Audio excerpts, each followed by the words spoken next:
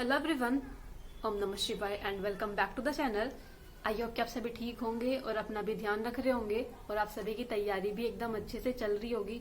तो अभी रेलवे के अंदर ग्रुप डी के फॉर्म निकले हुए हैं, तो अभी उनको आप सभी भी फिल कर देना।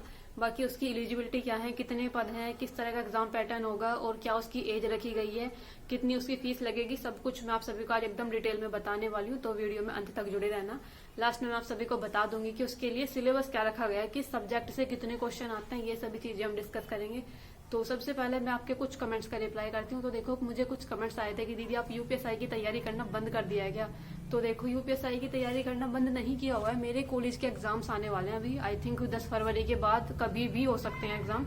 तो 10 फरवरी एकदम क्लियर बता रखा है कि एकदम फरवरी के सेकंड वीक में स्टार्ट हो जाएंगे। तो अभी बस एग्जैक्ट डेट नहीं पता है, बाकी इतना पता है कि फरवरी के सेकंड वीक में हमारे एग्जाम होने हैं। तो इसलिए मैं अपनी अभी थोड़ी सी कॉलेज के एग्जाम्स की तैयारी में लग रही हूँ। क्योंकि एक तो होता है कि जब मतलब बिल्कुल ही नहीं पढ़ा मैंने इससे पहले, बिल्कुल भी। जैसे कुछ लोगों को लगता है कि मैंने थोड़ा बहुत पढ़ लिया होगा, नहीं, मैंने कॉलेज का जो मेरा एग्जाम है, बीटीसी की जो मेरा एग्जाम है, मैंने कुछ भी नहीं पढ़ा। मेरी अभी बुक्स थोड़े दिन पहले ही तो मेरी बुक्स आई है, अभी पढ़ना शुरू किया है। तो इसलिए फिलहाल मैं थोड़ा सा ये चाह रही हूँ कि अपनी थोड़ा सा इन एग्जाम पर थोड़ा सा ज्यादा ध्यान दे दूं। बहुत ही महंगी फीस जाती है बीटीसी की। अब मैं नहीं चाहती कि मैं उसमें फेल हो जाऊं या फिर कुछ इस तरह की चीजें हो। तो इसलिए थोड़ा सा ध्यान अब मैं थोड़ा सा मतलब 10-15 दिन अपना बीटीसी के एग्जाम पर ध्यान दे रही हूँ। इसलिए मैं अभी यूपीएसआई की तैयारी नहीं कर पा रही हूँ, इसीलिए ही टारगेट भी नहीं आ रहे हैं। तो इसलिए जैसे मेरे पेपर्स वगैरह खत्म होंगे उसके बाद अपनी तैयारी करना शुरू करेंगे। अगर आप सभी कर रहे होंगे जिनका कोई एग्जाम नहीं है, फिर किसी कॉलेज वगैरह में नहीं हो अभी आप सभी, तो अपनी तैयारी अपना करते रहना। तो मैं अभी तो आप सभी को ये बता देती हूँ कि किस तरह के फॉर्म निकले हुए हैं, क्या क्या चीजें उसके लिए लगेंगी, क्या क्या उसका एलिजिबिलिटी क्राइटेरिया है, क्या योग्यता रखी गई है, किस तरह की जॉब होती है, सब कुछ मैं बताने वाली हूँ कि किस तरह से जोन की साइड जोन में वैकेंसी निकलती है, किस जोन के अंदर किस टाइप से वैकेंसी आती है। क्योंकि इसमें भी ऐसा होता है कि जोन वाइज वैकेंसी आती है। तो अभी इतनी ज्यादा तो नहीं आई है, बहुत टाइम बाद वैकेंसी आई है। अगर आप सभी को भी पता हो, इतने टाइम वैकेंसी आने के बाद भी सिर्फ 32,000 के समथिंग कुछ पद आए हैं।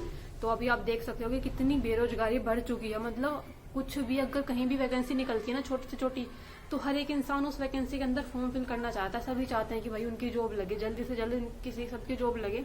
तो इसलिए हर एक लेवल से हर एक लोग फॉर्म फिल करते हैं। अब मुझे लगता है कि आने वाले सालों में कुछ टाइम है ना, जब आने वाले कुछ सालों में करोड़ों की संख्या में फॉर्म फिल किए जाया करेंगे गवर्नमेंट एग्जाम के लिए।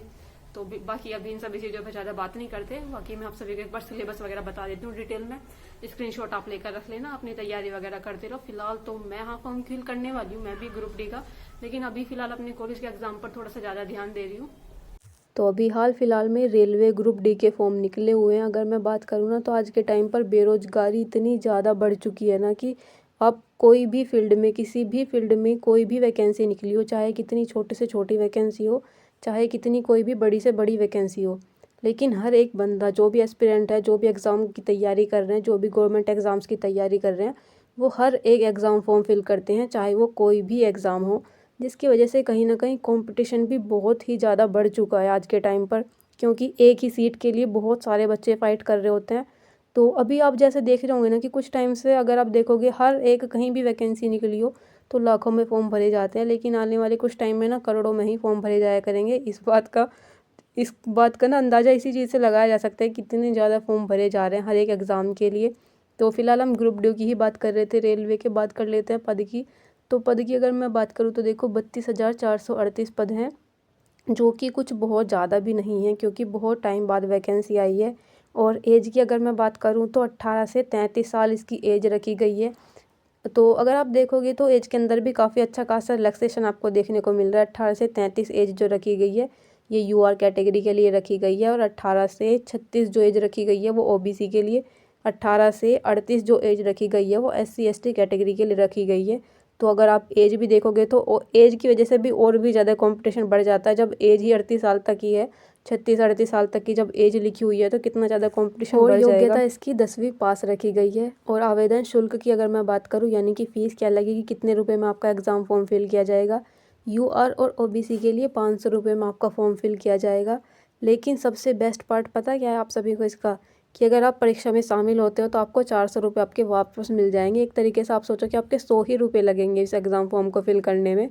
तो ठीक है, यूआर और ओबीसी के लिए 500 रुपये रखी गई है। अब जब आप फॉर्म फिल करोगे 500 रुपये डालकर, तो ओबियसली सीधी सी बात है कि आप एग्ज़ाम देने भी जाओगे, और जब एग्ज़ाम देने जाओगे तो आपको 400 रुपये अपने वापस मिल जाएंगे। इसी तरह से SC ST महिला और EWS के लिए 250 फीस रखी गई है। और इनके लिए तो और भी मज़ेदार बात है, देखो इनका पूरा शुल्क वापस हो जाएगा। 250 रुपये इनका आवेदन शुल्क लगेगा, और ये पूरा फीस इनकी वापस हो जाएगी अगर ये लोग परीक्षा में शामिल होते हैं, पेपर देने के लिए जाते हैं तो। और इसके बाद अगर मैं चयन प्रोसेस यानी कि सिलेक्शन प्रोसेस की बात करूं कि कैसे कैसे सिलेक्शन होगा, 4 पार्ट में होता है इसका सिलेक्शन। देखो रेलवे ग्रुप डी की जो नौकरी है, इसमें सिलेक्शन के लिए 4 पार्ट होंगे।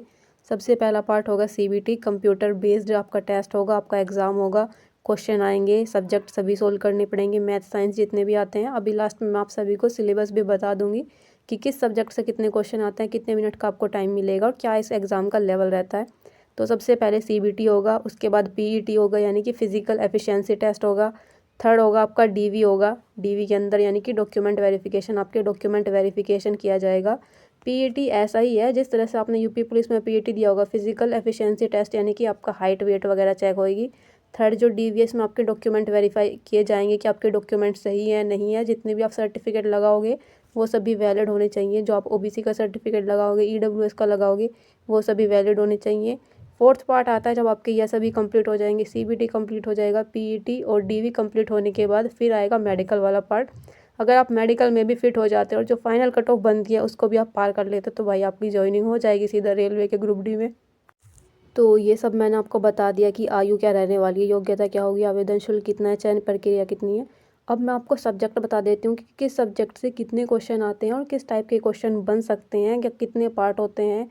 उसके बाद आपको टाइम कितना मिलता है। टाइम भी ना इसमें सभी को एक जैसा नहीं मिलता, कुछ लोगों को थोड़ा अलग टाइम मिलता है, वो भी आप सभी को बता। तो अब बात कर लेते हैं रेलवे ग्रुप डी के एग्ज़ाम पैटर्न की, कि आपका एग्ज़ाम पैटर्न क्या रहने वाला है। तो देखो आप सभी के 100 क्वेश्चन आएंगे, कुल जो पर्सन होंगे वो 100 होंगे, और जो आपको टाइम दिया जाएगा इन 100 क्वेश्चन को करने के लिए वो 90 मिनट का टाइम दिया जाएगा। और इसके बाद अगर मैं बात करूँ तो PW स्टूडेंट जो हैं उनको 120 मिनट दिए जाएंगे, और सामान्य स्टूडेंट को 90 मिनट दिए जाएंगे ये 100 क्वेश्चन करने के लिए। अब बात कर लेते हैं सब्जेक्ट की, कौन कौन से सब्जेक्ट होंगे, कितने कितने पर्सन आएंगे उनसे।